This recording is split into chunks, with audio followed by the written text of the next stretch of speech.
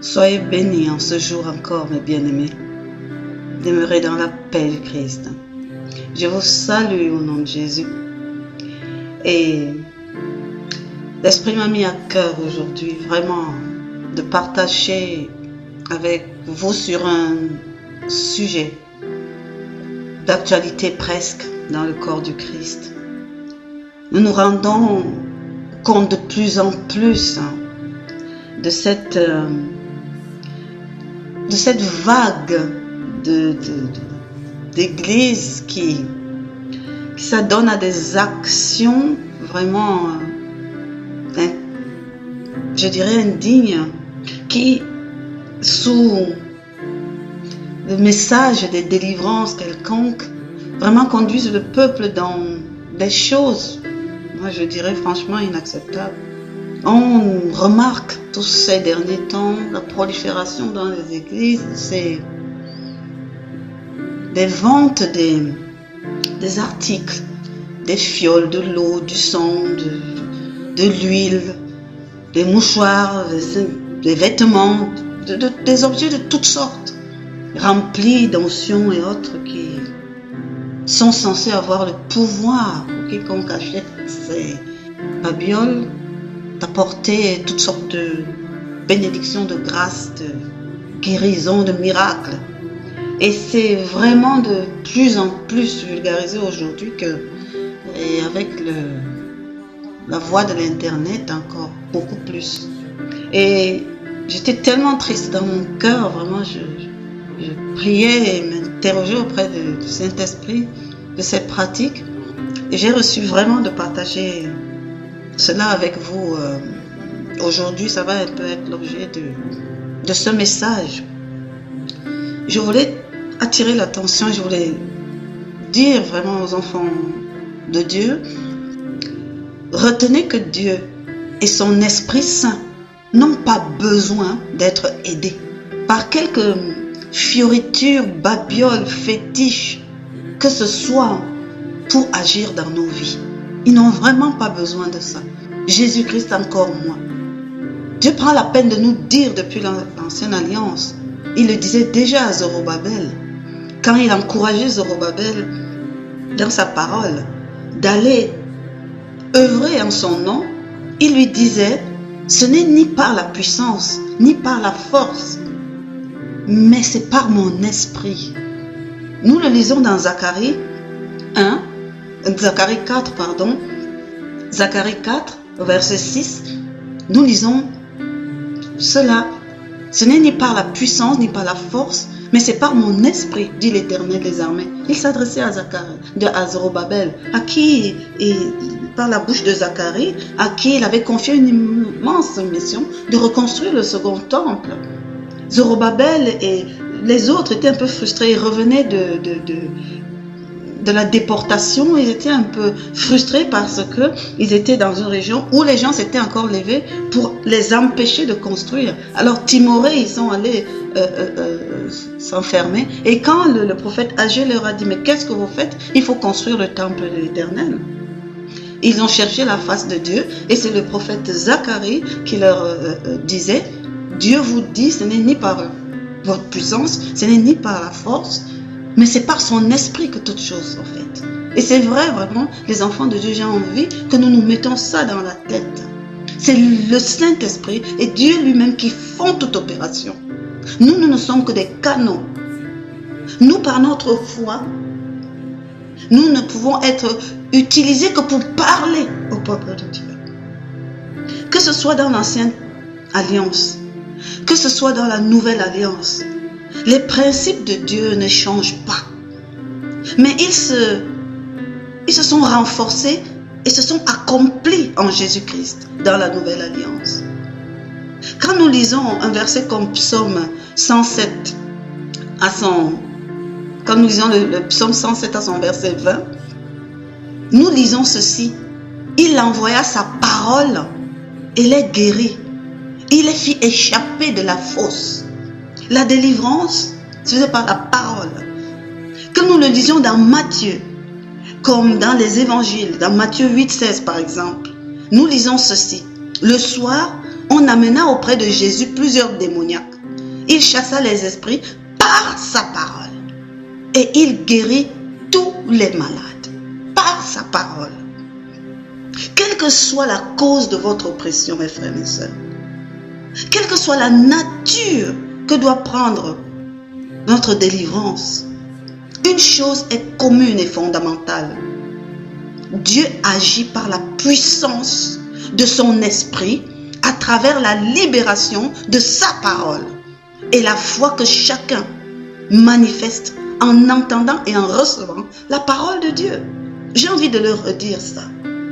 Je dis vraiment, il faut que nous gardions en esprit que quelle que soit la cause de notre oppression, quelles que soient les profondeurs des abîmes duquel ils viennent, quelle que soit la nature ou la forme que doit prendre notre délivrance, une chose est commune et fondamentale, c'est que Dieu agit par la puissance de son esprit à travers la libération de sa parole et la foi que chacun de nous manifeste en entendant et en recevant la parole de Dieu. Voilà le cocktail miracle. L'apôtre Jean nous dit quelque chose au commencement de son évangile, quelque chose de puissant. Moi, j'ai l'habitude d'expliquer, de vous dire dans les évangiles que l'apôtre Jean écrit les évangiles après avoir écrit sa vision d'Apocalypse. Il écrit vraiment pendant qu'il est à Patmos en fait. Quand il a eu cette révélation d'Apocalypse, quand il est exilé à Patmos, et donc c'est là où il rentre dans l'écriture parce que l'Éternel lui demande d'écrire. Donc le regard de Jean par rapport aux évangiles, c'est un regard éclairé par la vision à venir. Donc il comprend, après avoir eu la révélation qu'il nous décrit dans le livre de l'Apocalypse, ça lui a permis comme ça de comprendre vraiment ce que Jésus-Christ disait pendant qu'ils marchaient ensemble. Pendant le temps de son ministère terrestre, où Jean a été presque du premier jour au dernier, ça lui a permis de comprendre et de voir les choses différemment. Donc l'évangile de Jean est un évangile éclairé avec vraiment une lumière particulière. Jean nous dit ceci, parce que dans cet évangile, Jean décrit les choses qui se sont passées pendant le ministère terrestre de Jésus, mais il les décrit en nous les expliquant vraiment l'aspect spirituel de ça. Contrairement par exemple à l'évangile de Matthieu, qui est un évangile qui est descriptif, un évangile qui décrivait l'amour du Christ et ce qu'ils ont vécu pendant ces 3 mois. Donc nous savons que Matthieu aussi c'était un intellectuel. Matthieu était déjà un percepteur d'impôts. Les Romains ne prenaient pas n'importe qui pour travailler pour leur administration. Il fallait être instruit, il fallait être prêt et parler la langue romaine ou la langue grecque, ou voilà. Donc Matthieu était un érudit, Matthieu était un instruit, c'était un intellectuel. Donc Matthieu, vraiment sous le charme de l'amour de Dieu, utilise sa plume parce qu'il sait le faire ça, pour écrire et décrire et raconter avec fidélité ce qui s'est passé pendant le ministère terrestre de Christ. Mais Jean apporte une dimension qui est une dimension spirituelle et nous amène à nous élever et à comprendre que ce soit la parole de Jésus, que ce soit les enseignements de Jésus, il nous amène à le regarder vraiment à une dimension spirituelle et pas simplement naturelle. Et ça, c'est un évangile qui est vraiment riche. Alors, il nous dit, pour commencer son évangile, il nous campe le départ. Et dans Jean 1, de Jean 1 à 14, il nous dit, au commencement était la parole. Et la parole était avec Dieu. Et la parole était Dieu. Ah, vraiment, c'est fantastique ça. Dieu nous dit que sa parole et lui, c'est un. Elle, pour parler de la parole, était au commencement avec Dieu. Toutes choses ont été faites par elle, c'est-à-dire par la parole de Dieu. Et rien de ce qui a été fait n'a été fait sans elle. C'est une affirmation vraiment riche de profondeur. Il continue au verset 4. En elle était la vie. Alléluia. En la parole est la vie. Et la vie était la lumière. Oh my God. La lumière des hommes. Tu veux être éclairé, mon frère? La parole de Dieu. Tu veux recevoir la vie? La parole de Dieu. Tu veux entendre Dieu? La parole de Dieu.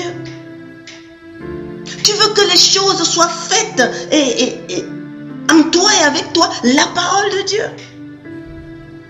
Au verset 5, il dit, la lumière luit dans les ténèbres. La parole, la lumière qui était dans la parole, qui était cette vie, luit dans les ténèbres. Et les ténèbres ne l'ont pas reçu. On parle du monde, on parle de l'homme dans son péché, on parle de l'œuvre de Satan sur la terre. Oui, ils n'ont pas reçu. Parce que tant qu'on est dans les ténèbres, on est dans l'esclavage de Satan, on a de la peine à recevoir la lumière de Christ. On se refuse même de recevoir la lumière de Christ.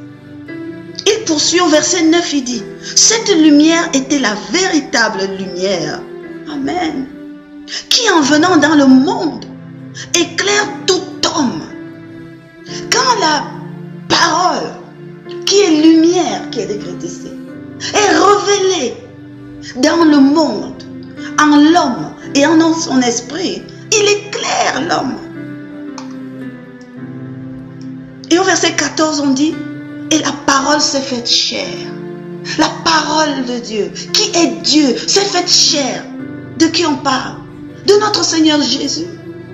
De notre Seigneur Jésus-Christ. Qui est Dieu qui s'est fait chair et qui est venu au milieu de nous pour nous parler d'une autre façon et nous apporter toujours. Qu'est-ce qui nous a apporté? La parole. Pour nous annoncer l'évangile, la parole de Dieu. Dans Psaume 130 au verset 119, il est dit ceci.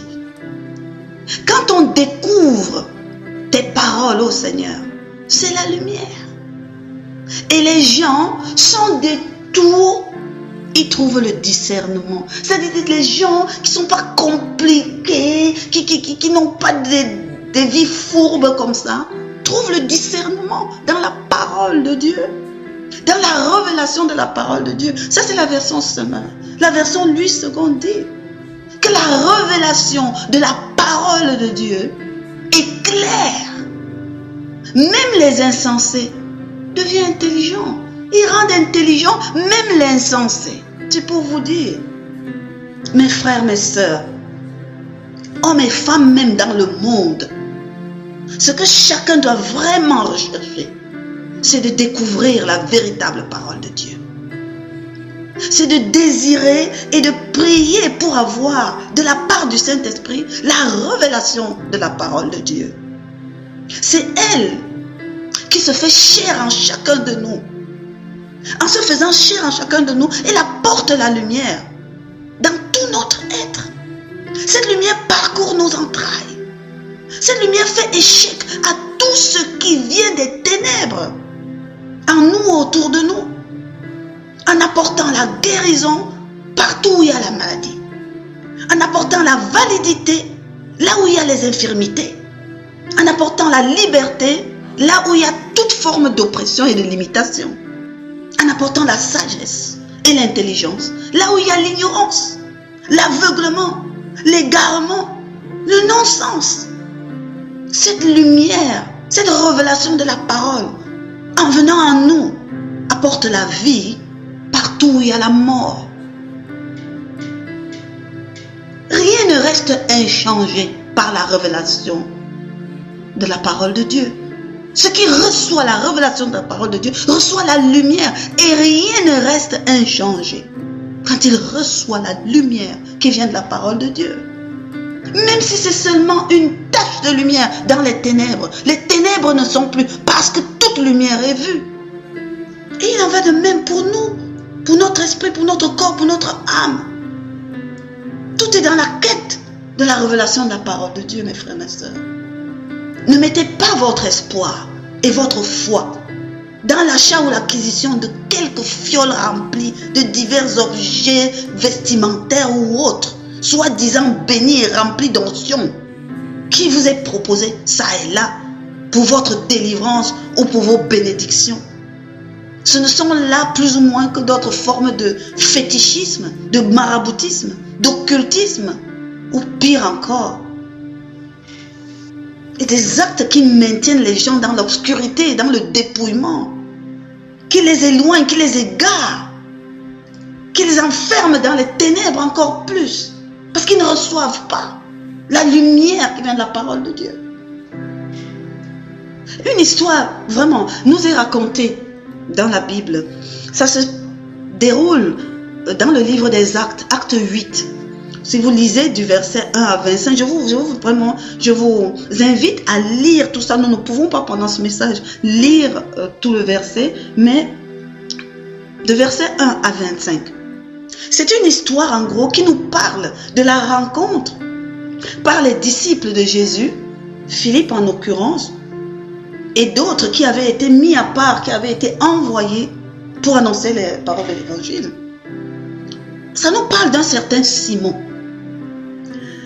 De ce Simon, il est dit dans ce passage que c'était un Simon qui, se donnant pour un personnage important, exerçait la magie et provoquait l'étonnement du peuple de la Samarie. La parole continue en disant, un homme donc, tous, depuis le plus petit jusqu'au plus grand, l'écoutaient attentivement et disaient, celui-ci est la puissance de Dieu, celle qui s'appelle la grande. Oh, ils l'écoutaient attentivement parce qu'il les avait longtemps étonnés par ses actes de magie. Oh, mes frères et mes sœurs, cette histoire, je suis sûre, en parle à plusieurs d'entre vous. Quelle que soit l'église que vous fréquentez, quelles que soient même les dénominations et tout ça, si vous êtes enfant de Dieu et que vous êtes intéressé par l'œuvre de Dieu, par le ministère que notre Seigneur Jésus nous a laissé, si vous êtes un tout petit peu curieux sur Internet ou autre, c'est que vous avez déjà vu des serviteurs de Dieu, des hommes ou des personnes qui se donnent des titres, qui s'affublent comme ça de dimension haute, qui se disent des personnes importantes, qui se donnent même la carrure d'un personnage. C'est ce qui est dit dans la Bible. Ils se donnaient pour un personnage important, exerçaient la magie et provoquaient l'étonnement du peuple, et qui font des choses, et qui disent qu'ils sont immensement bénis. Ils font des miracles à gauche et à droite. Oui, ça nous le savons, nous les enfants, nous avons déjà vu. Mais nous continuons l'histoire et l'histoire nous enseigne. Voilà ce qui se passait avant. Que les véritables serviteurs de Dieu, humbles dans leur être et marchant dans les pas de Jésus-Christ, invitant le Saint-Esprit tous les jours à les conduire, sont arrivés donc dans cette région en Samarie pour annoncer l'évangile. Mais quand ce Simon-là fut confronté à de véritables disciples de Jésus et serviteurs de Dieu, ceux qui prêchaient et guérissaient et délivraient les gens avec la seule puissance du Saint-Esprit agissant à travers la parole libérée. Parce que c'est ce que les versets de 1 à 25 nous expliquent, que quand les Philippe et tous sont arrivés en Samarie, ils prêchaient l'évangile, ils annonçaient la bonne nouvelle de Dieu et les gens étaient guéris et les démons fuyaient. Ils étaient délivrés, les paralytiques se levaient et marchaient, les miracles de Dieu abondaient véritablement par la seule parole de l'évangile qui était libérée. Au point où, même ce Simon a dû constater le peuple avec, parce que la parole nous dit que le peuple a vu ça et ils ont cru. Même ce Simon-là a regardé comme ça et il a dit non. Voilà la véritable puissance, la vraie grande puissance. Pas les passe-passe, les tours de magie que je fais ici. Non. Il a vu en les apôtres de Dieu. Il a vu en les disciples de Jésus la véritable puissance. Il a vu qu'il y avait quelque chose en eux. Il y avait quelque chose avec eux qui dépassait de loin tout ce qu'ils faisaient. La parole dit que lui aussi, il crut et il marcha avec les autres. J'aime plus dire que peut-être qu'il était curieux et il marchait seulement derrière les autres en se disant qu'est-ce qu'ils font comme ça. Mais seulement, il a vite fait de démasquer sa vraie nature. C'est comme ça, même dans nos églises, même dans nos prêtres, il y a plein de fausses personnes, des faux semblants qui sont là au milieu des enfants de Dieu dans l'église. Pas véritablement parce que ils ont cru ou convaincu ou qui se sont abandonnés à Christ. Non, c'est sans doute parce qu'ils recherchent quelque chose. C'est sans doute parce qu'ils sont curieux d'avoir quelque chose. Ou qu'ils sont impressionnés par la véritable manifestation de l'Esprit de Dieu. Au verset 18, voilà ce qui se passe. Il est écrit ceci. Lorsque Simon vit que le Saint-Esprit était donné par imposition des mains aux apôtres, wow, sa vraie nature est ressortie. Il leur offrit de l'argent. Il leur offrit de l'argent en disant, accordez-moi aussi ce pouvoir, afin que celui à qui j'imposerai les mains reçoive le Saint-Esprit. Oh, au verset 20. Mais Pierre lui dit, que ton argent périsse avec toi, puisque tu as cru que le don de Dieu s'acquérait à prix d'argent. Verset 21. Il n'y a pour toi ni part, ni lot dans cette affaire, car ton cœur n'est pas droit devant Dieu. Verset 22. Repens-toi donc de ta méchanceté et prie le Seigneur pour que la pensée de ton cœur te soit pardonnée, s'il est même possible que cela soit pardonné. Au verset 23. Car tu vois que tu es dans un fiel amer et dans les liens de l'iniquité. Oh. Au verset 24. Ce Simon répondit, priez vous-même le Seigneur pour moi, afin qu'il ne m'arrive rien de ce que vous avez dit. Cette histoire a une finalité. C'est tellement courant de nos jours que les gens pensent que tout se fait par l'argent. Et ceux qui convoitisent l'argent, et ceux qui croient que parce qu'ils ont l'argent, etc. Mais les affaires de Dieu ne sont pas des affaires d'argent. Jésus a dit à ceux qui venaient lui poser la question sur le fait de payer les impôts ou pas, il leur a dit, regardez la pièce de monnaie. C'est l'effigie de qui? On a dit c'est l'effigie du chef romain. Il a dit alors, si c'est l'effigie de César, donnez à César ce qui est à César. C'est pour dire que les pièces de monnaie, l'argent là, ces billets, ces machins, c'est des choses terrestres.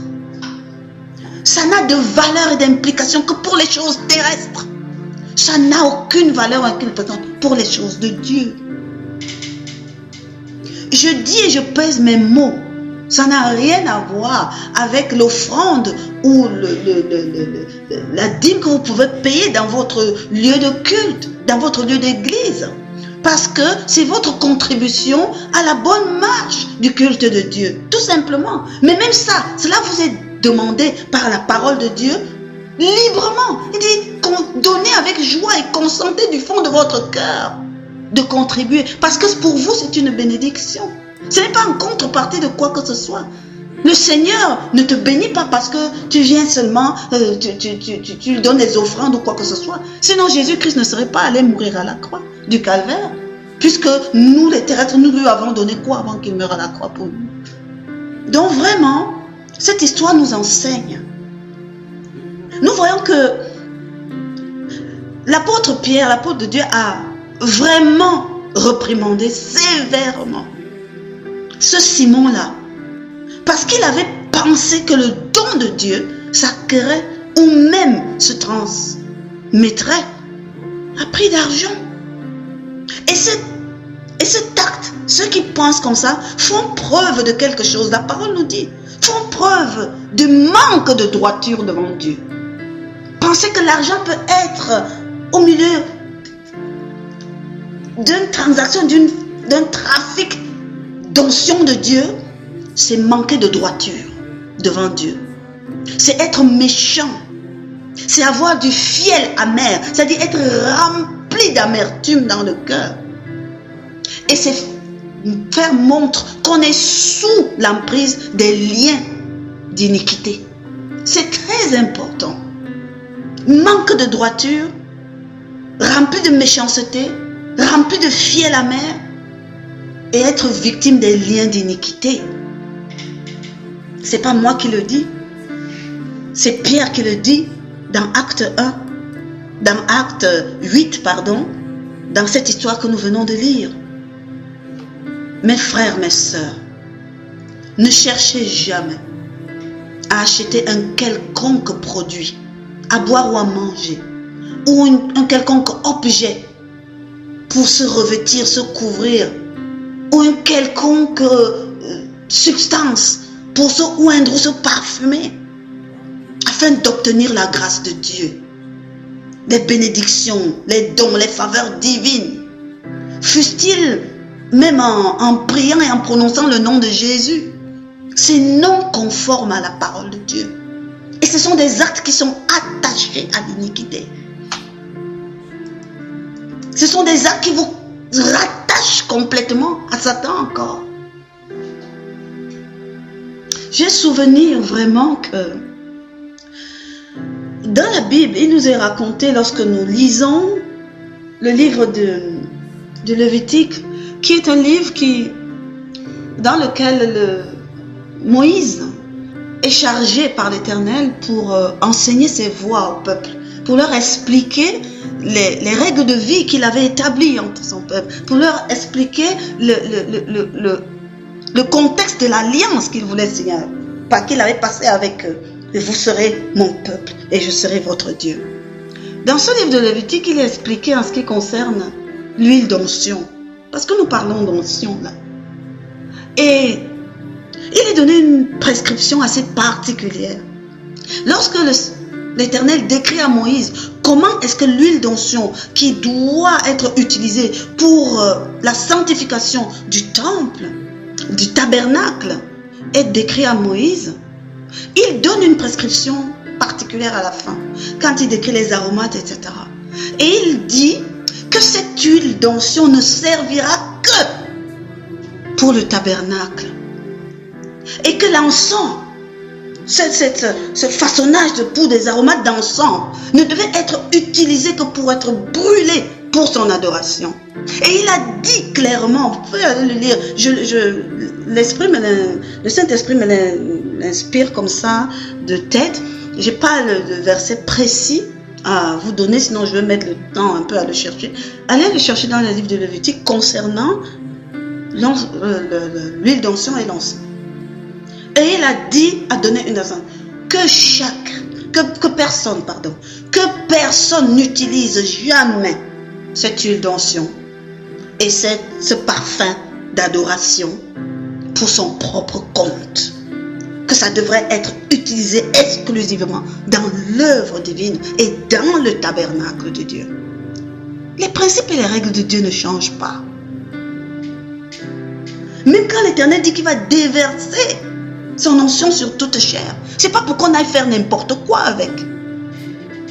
C'est pour que ce soit utilisé exclusivement dans le flot de son œuvre et de son action.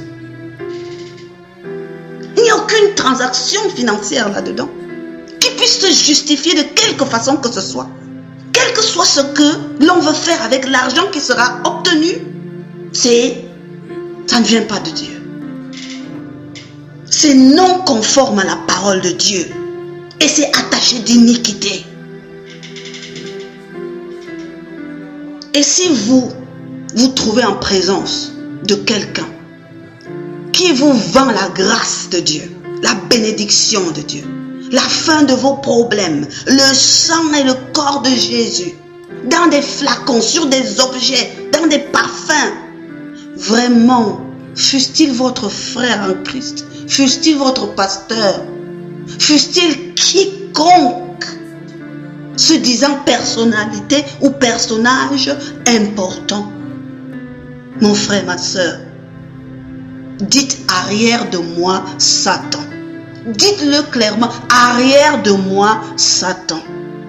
Dites-le comme Jésus-Christ, notre Seigneur, a dit à Simon-Pierre, dans Matthieu 16, à son verset 23, arrière de moi, Satan.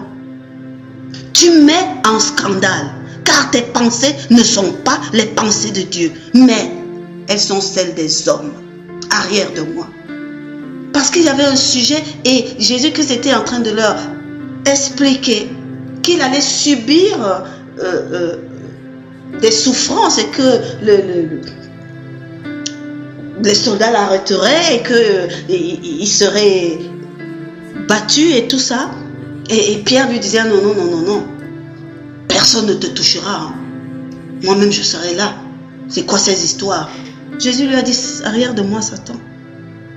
Même si c'est dans un sentiment de bonté, d'amour, entre guillemets, et de désir de délivrance, de sauver tout le monde, que ce genre d'action vous est proposé, dites arrière de moi, Satan. Parce que les pensées là, cet acte-là, ne sont pas les pensées de Dieu. Ce sont les pensées des hommes.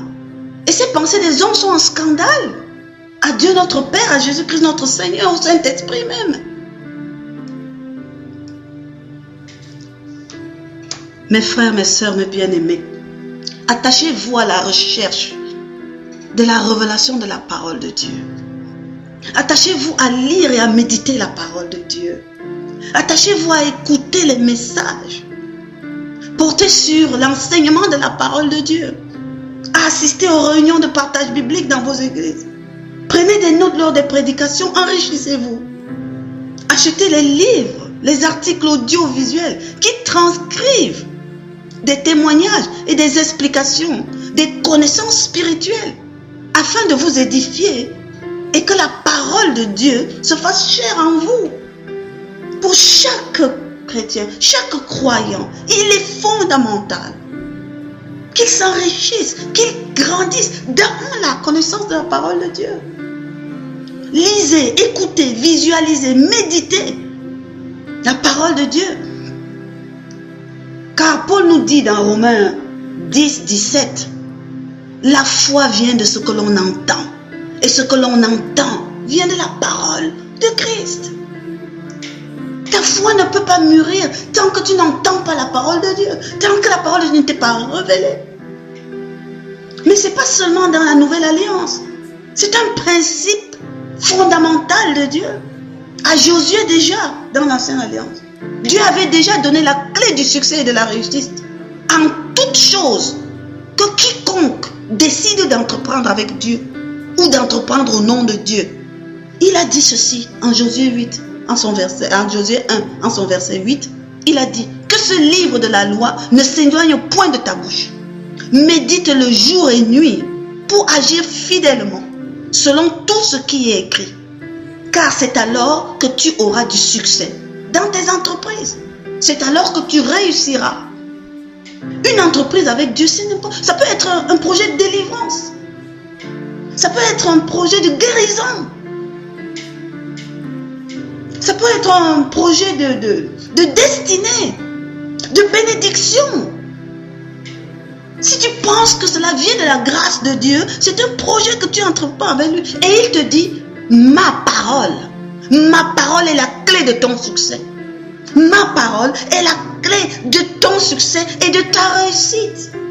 De cette entreprise avec moi. Il n'a pas dit que les écharpes ointes sont le succès de la réussite avec lui.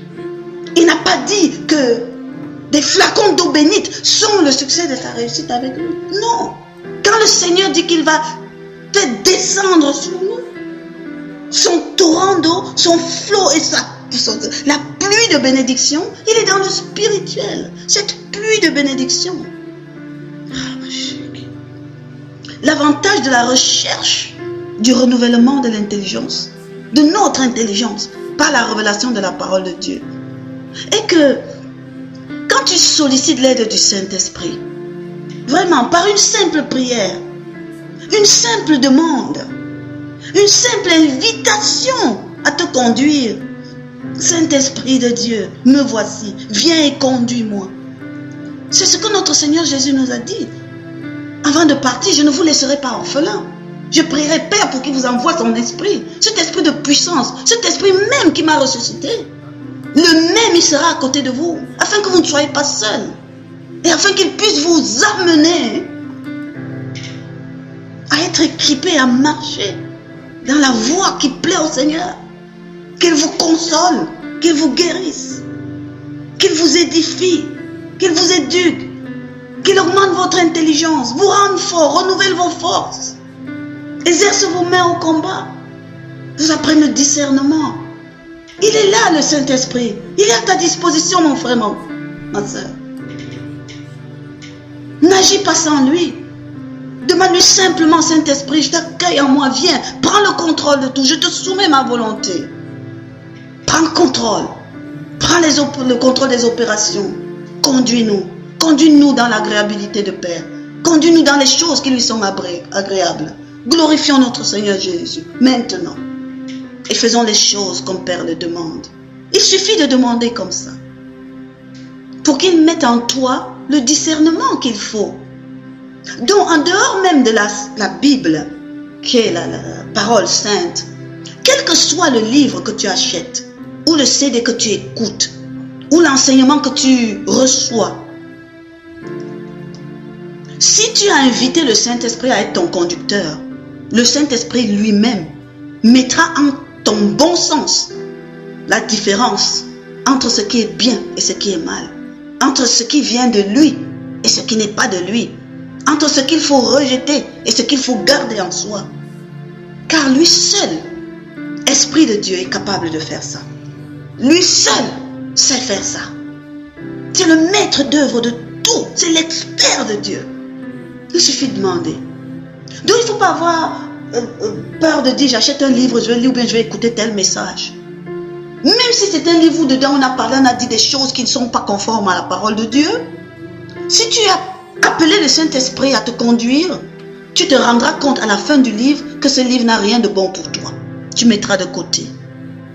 Mais le fait d'acheter des livres et de lire ont ceci d'intéressant que ce sont des paroles dites ou écrites qui doivent être révélées. Quand tu entends quelque chose, un message, un discours quelconque, parce que Dieu dit que la parole a une puissance. Le pouvoir du son a une puissance. Et le Saint-Esprit est là pour veiller à ces choses autour de nous. Tu n'es pas dans un objet, dans un gris-gris, dans un fétiche quelconque. Quelle différence il peut donc avoir entre un marabout, entre des charlatans du quartier, entre des bonimenteurs qui font ces mêmes choses et ils font payer des prix incroyables pour manipuler. Quelle donc différence il y a entre ces entre guillemets serviteurs de Dieu qui font ces mêmes choses et qui vendent des objets sous prétexte que ces objets ont la puissance et l'onction.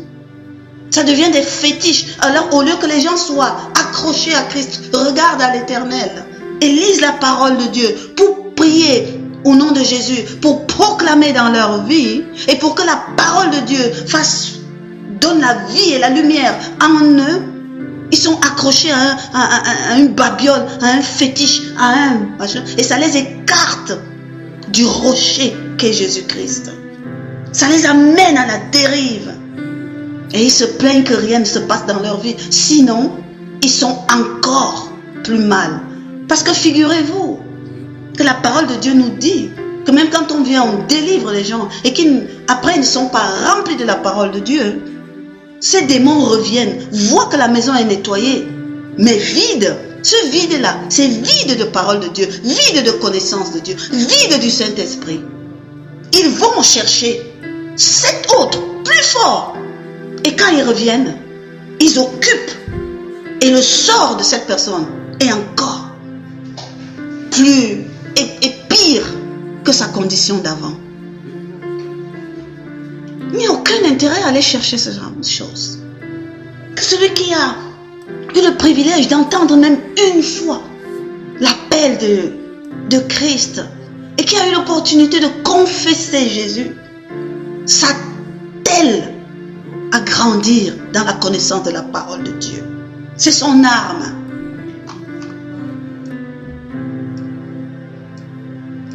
Jésus-Christ est le sauveur du monde. Je dis bien du monde. De tout le monde. De chaque personne. En se livrant pour être crucifié, il payait ainsi de sa vie et par son sang la rançon de chacun de la créature de Dieu. Nous qui vivons sur cette terre, chaque personne, afin de nous réconcilier avec Dieu notre Père et notre Créateur, et de cesser ainsi d'être esclave de Satan et du mal. Jésus l'a déjà fait à la croix. Et en ressuscitant au 3e jour, il a accompli cela dans les cieux, sur la terre et sous la terre. Tout ce qu'il y avait à faire afin de rendre notre rachat, notre délivrance, notre liberté, notre guérison, notre devenir, notre héritage, notre destinée, de rendre cela possible, de rendre cela disponible pour quiconque croit en lui et en ce qu'il a accompli à la croix. C'est déjà fait, mes frères, mes sœurs. Jésus-Christ, notre Seigneur et notre Roi, notre Saint Sauveur, notre Rédempteur, il l'a déjà fait à la croix. Le pouvoir attaché au nom de Jésus, la puissance qui est inhérente à son sang versé, sont mis gratuitement. Je dis bien gratuitement. Et quand je dis gratuitement, c'est sans échange pécunier, sans aucune transaction matérialiste d'aucune sorte. Ça a été donc mis à la disposition de quiconque croit en Jésus-Christ. À la disposition de quiconque croit en Jésus-Christ et le reconnaît personnellement comme son sauveur. Et le choisit comme son Seigneur. Être le Seigneur de quelqu'un, cela signifie être ton propriétaire. Parce qu'avant, tu appartenais à Satan. Jésus est venu payer la rançon pour que désormais tu n'appartiennes plus à Satan, mais que tu appartiennes à Dieu. À lui, Jésus. Lui par qui tu prends cette liberté et cette vie. Lui qui est fils de Dieu et qui fait de nous des fils de Dieu par adoption. Ce pouvoir-là est mis à la disposition de tous ceux qui croient. Jésus-Christ a complètement triomphé de Satan à la croix du Calvaire. Satan le sait. Mais en parfait rusé, rebelle, méchant, menteur, trompeur, il s'agite, il nous oppresse et veut continuer de nous faire croire, veut continuer à faire croire à tous ceux qui n'ont pas encore reçu la révélation de leur délivrance, qu'ils sont encore ses esclaves et que leur sort est entre ses mains. Non, mes frères et sœurs, non, mes frères du monde, votre sort n'est plus dans les mains de Satan. Jésus-Christ, le Sauveur et le Rédempteur du monde, il a pris la main, il lui a repris les clés, repris vos vies en échange de la sienne. Il avait une vie de prix. Il a échangé contre votre mort. Et il vous a donné sa vie en échange. Vous n'êtes plus des esclaves. Mais bien évidemment, si vous l'ignorez, vous allez continuer à vivre comme un esclave. Et Satan, lui, il s'agite. Il va continuer à vous faire croire. Il va continuer là. Mais par le nom et le sang de Jésus-Christ, il est possible de remporter la victoire contre toute forme d'adversité et d'épreuve que Satan, ton ennemi, notre ennemi, et sa horde, celui-là même qui lui ne vient que pour détruire, tuer, égorger et qui rôde cherchant qui dévorer à tout instant. Notre Seigneur Jésus nous a mis en garde. Il est sans cesse en train d'essayer, sans relâche, de nous faire endurer des épreuves. Mais il faut encore que nous soyons conscients, sûrs, assurés que par le nom de Jésus et par le sang de Jésus, nous sommes en mesure de triompher de tout cela. C'est possible, Christ nous a déjà libéré cela. C'est pour ça qu'il faut être à la veille. C'est pour ça qu'il faut agir pour chasser l'ennemi de tout ce qui te concerne, pour repousser, voire contrecarrer les assauts du diable dans ta vie et dans la vie même des autres personnes. Mais tout cela se fait dans un combat. C'est une bataille, c'est une guerre. Notre Seigneur Jésus est venu instaurer son royaume et il nous a demandé en partenariat de l'aider à remplir ce royaume, de dépeupler le monde pour remplir le royaume de Dieu. Mais de l'autre côté, Satan sait qu'il a perdu, mais il s'agite pour empêcher la créature de Dieu de quitter ce royaume-là. Il utilise toute forme de ruse. Nous devons donc veiller. Et c'est un combat, c'est une bataille, c'est une guerre. Mais toute guerre a son contexte. Toute guerre a ses règles. Toute guerre a ses stratégies, ses armes adéquates, ses munitions adaptées qui vont favoriser la victoire. Et pour toute guerre, il faut des alliés. Et Jésus a dit, je ne vous laisse pas seul. Le Saint-Esprit, c'est un allié de taille. Un allié puissant, fort, costaud, qui connaît les stratégies de victoire. Mais voyez-vous, mes frères et mes sœurs, ce contexte-là, ces règles, ces stratégies, ces armes, ces munitions, elles sont décrites, détaillées et identifiables dans la parole de Dieu. Et nous avons besoin d'aller lire la parole de Dieu, de l'apprendre même. Nous avons besoin de chercher la collaboration du Saint-Esprit pour nous révéler la profondeur de ces Écritures et d'aiguiser notre compréhension afin de pouvoir être apte vraiment à cette bataille. Parce que notre paquet a été libéré par Jésus-Christ. Mais Satan vient tourner autour. Il veut le masquer, il veut le voler, il veut le couvrir, il veut le détruire, il veut le gâter. Ah non, non, non. Nous ne devons pas le laisser faire. Parce qu'il s'agit de notre héritage. Ainsi, vous, nous, tous, nous avons à découvrir les clés qui vont nous permettre de comprendre nos promesses, de saisir nos grâces, nos faveurs, nos bénédictions, nos provisions qui sont déjà libérées et qui sont disponibles dans le plan spirituel. Nous devons saisir les clés nécessaires pour les rendre manifestes dans la vie physique et qui va ainsi nous permettre de jouir de cet héritage-là. Les clés sont dans la parole de Dieu. Et ceci est à la portée de tous ceux qui désirent sincèrement croître spirituellement et se rapprocher de Dieu en esprit et en vérité, marcher dans les pas de Jésus-Christ. Oui, c'est pour ça que s'atteler à rechercher la connaissance dans la parole de Dieu est fondamental pour chaque enfant de Dieu, pour chaque chrétien, pour chaque personne même. Et chacun doit être un peu à l'œuvre de sa propre délivrance, à l'œuvre de s'accaparer de son héritage. Personne ne détient ça pour vous. N'attendez pas seulement que tous les jours vous êtes des enfants, on prie pour vous, tous les jours on prie pour vous, tous les jours on prie pour vous. C'est pour ça qu'à un moment donné, on vous fait croire n'importe quoi. Grandissez aussi. On peut prier pour vous une fois, on peut prier pour vous 2 fois. Mais dès que vous avez un peu de lucidité, recherchez à grandir dans la connaissance de la parole de Dieu. Recherchez là où on enseigne la parole de Dieu.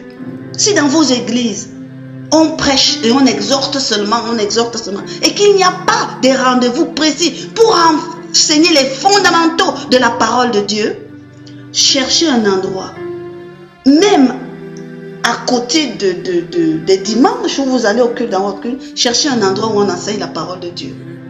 Et mettez-vous à la recherche de la connaissance de la parole de Dieu.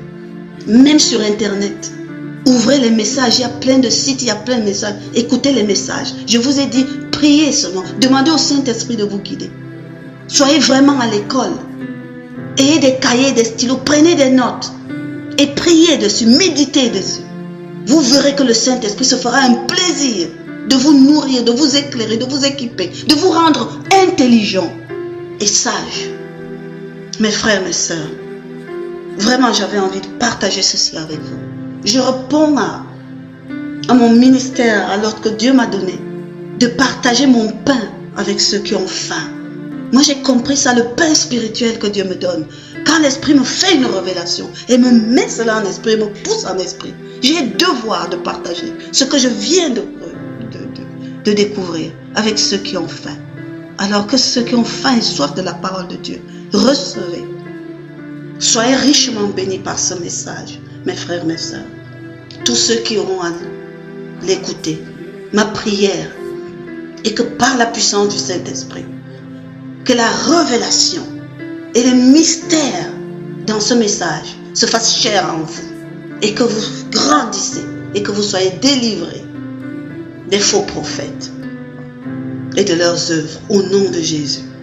Demeurez en Jésus-Christ notre Seigneur et Maître et soyons toujours plus actifs dans l'œuvre de remplissement du royaume de Dieu, dans l'œuvre de bâtissement du royaume de Dieu qui a été donnée à accomplir à notre Seigneur Jésus et pour laquelle il a fait de chacun de nous qui croyons en lui et qui le suivons des partenaires d'œuvre.